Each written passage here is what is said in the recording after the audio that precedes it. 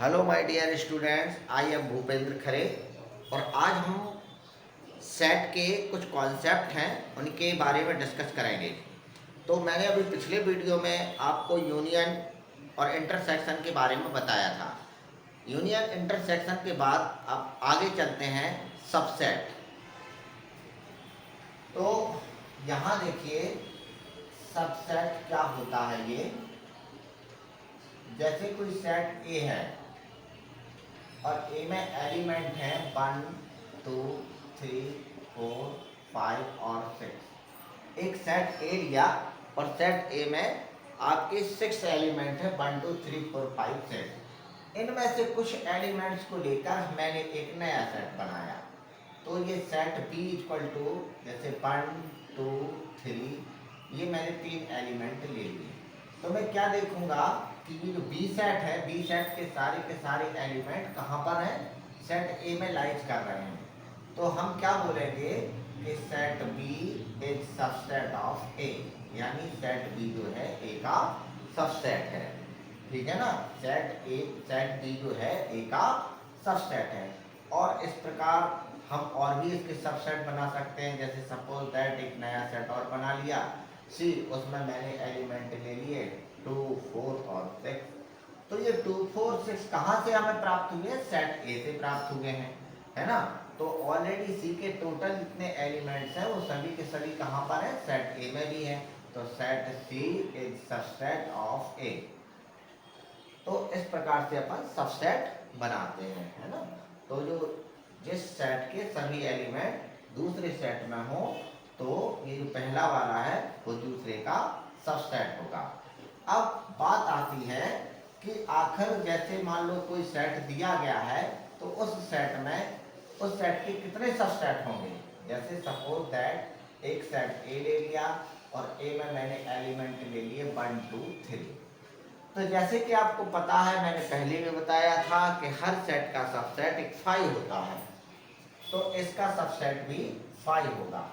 तो यहां लिखते हैं all subset of A, all subset of A equal to पहला होगा 5।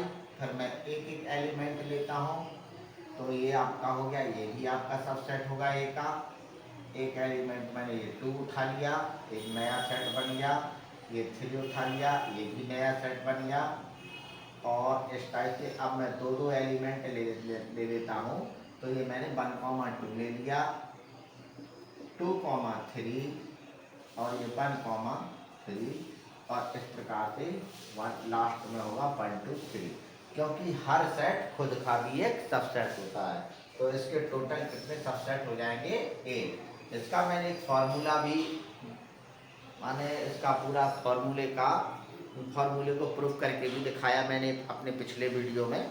अगर आप चाहें तो यूट्यूब पे देख सकते हैं कि किसी सेट में अगर n एलिमेंट्स हैं तो उसके number of subset equal to क्या होंगे, 2 की पावर n होगी। तो अगर 2 की पावर n के बेस से देखा जाए तो इसके कितने सबसेट बनेंगे। तो number of subset equal to 2 की पावर n। तो n इक्वल टू कितना होगा, यहाँ पर 3 एलिमेंट हैं, तो 2 की पावर 3 इक्वल टू 8। तो यहाँ देख रहे हैं आप कि ये जो है सेट ए है और सेट ए की जो सबसेट है वो ये है। अब इसके बाद हम अगली बात करते हैं, अगला जो टॉपिक लेते हैं वो लेते हैं पावर सेट। तो किसी सेट के सबसेट का जो सेट बनता है वो पावर सेट कहलाता है। किसी सेट का, जैसे सेट ए है, सेट ए के सबसेट आपके ये हो गए। अब इन सभी सबसेट को एक नए सेट में इन्वॉल्व कर दिया जाए। जैसे ये देखो 5, अगला हो गया 1, फिर हो गया 2, फिर हो गया 3, फिर इसके बाद 1, 2, फिर 2, 3, फिर 1, 3 और फिर इसके बाद ले लिया 1, 2, 3। तो इसके सारे सबसेट आ गए सेट ए के, और मैंने इसको एक सेट में मैंने कर्ली ब्रैकेट में बंद कर दिया। तो इस प्रकार से जो नया सेट है वो सेट ए का पावर सेट कहलाएगा और इसको रिप्रेजेंट करेंगे टी ए से। तो उम्मीद है कि समझ में आ गया होगा आप लोगों को कि पावर सेट क्या होता है। ठीक है, इसके बाद बात करते हैं हम यूनिवर्सल सेट की।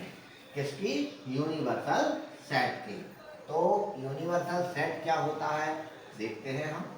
तो यूनिवर्सल सेट के लिए देखो पहले हम हेडिंग डाल लें, यूनिवर्सल सेट। तो यूनिवर्सल सेट जैसे मान लो कोई सेट ए है, सेट ए में है 1 2 3, सेट बी में है 2 4 6, सेट सी में है 1 3 5 और सेट डी है और डी में है 2 5 7। ये है। अब मैं एक ऐसा सेट बना दूं जिसमें ये सारे टोटल एलिमेंट आ जाए। तो मैं एक नया सेट बनाता हूं और नए सेट में मैंने एलिमेंट ले लिए 1 2 3 4 5 6 और 7। तो क्या देखेंगे कि ये जितने भी सेट हैं छोटे छोटे वाले ए बी सी डी, ये यू के सब सेट हैं। यानी यू में जो एलिमेंट है वो ए के भी एलिमेंट है, बी के भी हैं, सी के भी हैं, डी के भी हैं। तो यू जो है set A B C D का यूनिवर्सल सेट कहलाएगा। ठीक है ना, समझ में आ गया होगा आप लोगों को, है ना। तो यूनिवर्सल सेट क्या होता है? अगर बहुत सारे कोई सेट लिए गए हैं उन सभी के एलिमेंट एक सेट में रख दिए जाए तो जो बड़ा सेट होता है वो उन छोटे सेटों का यूनिवर्सल सेट कहलाता है। अब इसी यूनिवर्सल के आधार पर जो सेट थ्योरी है, सेट थ्योरी में कुछ क्वेश्चंस हैं, है ना। जैसे कॉम्प्लीमेंट ऑफ द सेट। लेकिन कॉम्प्लीमेंट सेट पढ़ाने के पहले आपको समझना होगा डिफरेंस ऑफ द सेट। तो डिफरेंस ऑफ द सेट क्या होता है? देखिए,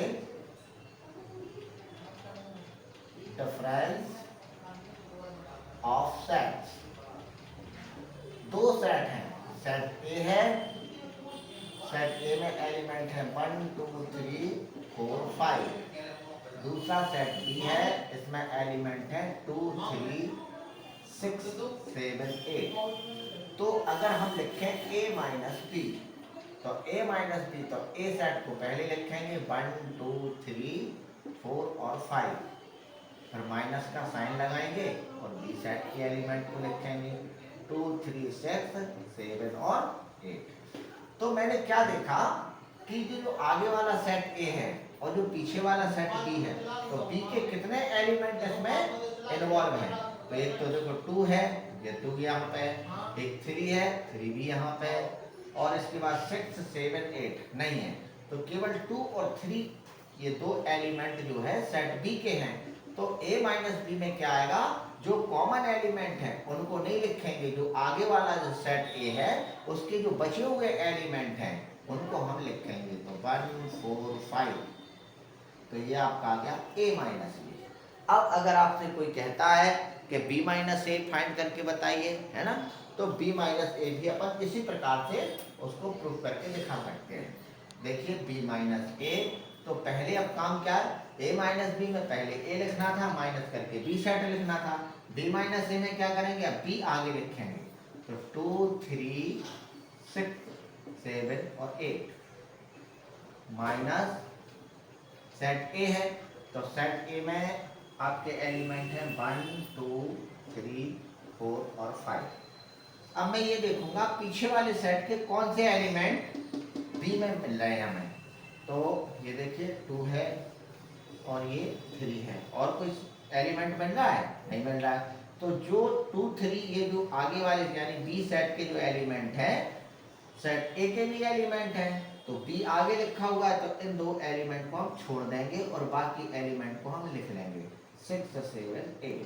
तो ये आपका आंसर हो गया b माइनस ए। तो इस टाइप से ये जो टॉपिक है, जो कॉन्सेप्ट है, वो डिफरेंस ऑफ द सेट का है। ठीक है, अब आप देखें इसके बाद बात करते हैं कॉम्प्लीमेंट ऑफ द सेट। क्या है? Complement of the set. तो देखिए, कॉम्प्लीमेंट ऑफ द सेट। तो कॉम्प्लीमेंट ऑफ द सेट्स में हमें आवश्यक होता है यूनिवर्सल सेट की, आवश्यकता काय की है यूनिवर्सल सेट की।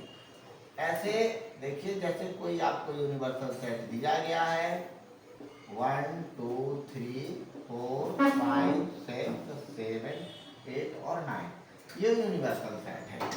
अब सेट ए इक्वल टू 2 4 6 7 8 है, बी इक्वल टू है 5 7 9 और 2, ये है। तो अब मुझसे कहा जाता है ए का कॉम्प्लीमेंट फाइंड करने के लिए, तो ए का कॉम्प्लीमेंट ए के ऊपर डैश लगा देंगे, इसको कॉम्प्लीमेंट ऑफ ए भी बोलेंगे या ए का पूरक भी कहते हैं। हिंदी में क्या बोला जाता है, सेट ए का पूरक, और इंग्लिश में क्या बोलते हैं, कॉम्प्लीमेंट ऑफ ए। तो complement of A equal to होता है यूनिवर्सल सेट माइनस ए। जो यूनिवर्सल सेट है उसमें से एक सेट के एलिमेंट को हम निकाल देंगे, तो 1 2 3 4 5 6 7 8 9 माइनस सेट ए के एलिमेंट है 2 4 6 7 और 8। तो देखिए 2 यहाँ है, 4, इसके बाद 6 7 8, ये जिन पे मैंने क्रॉस लगा दिया इन एलिमेंट्स को नहीं लिखना है। तो क्या जो आपके रिमेनिंग एलिमेंट्स हैं, जो बचे हुए एलिमेंट्स हैं उनको लिखेंगे। तो 1 3 5 इसके बाद 9, ये 4 एलिमेंट है, ये क्या शो कर रहे हैं, ए डैश को रिप्रेजेंट कर रहे हैं, ए डैश को बता रहे हैं। तो सेट ए का कॉम्प्लीमेंट क्या होगा, complement of A equal to 1 3 5 9।